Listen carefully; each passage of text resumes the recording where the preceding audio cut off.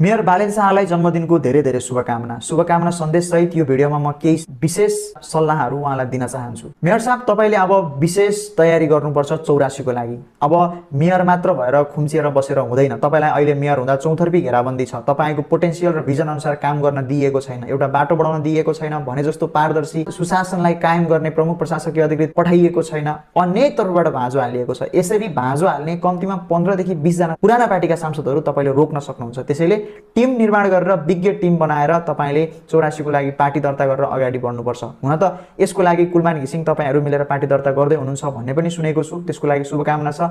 देशैभरिबाट विज्ञ युवाहरूको team, एक्सपर्टहरूको team खडा गरेर 84 को चुनावमा तपाई हुमिनुपर्छ र आज तपाईलाई काममा भाँजो हाल्नेहरूलाई भोलि संसदबाट छिर्न नै नदिने गरी तपाईका विज्ञ र परिपक्व व्यक्तिहरूलाई संसदमा छिराउन तपाईले सक्नुहुन्छ र त्यो गर्नुपर्छ। अर्को एउटा महत्त्वपूर्ण सुझाव, राति 10-11 बजे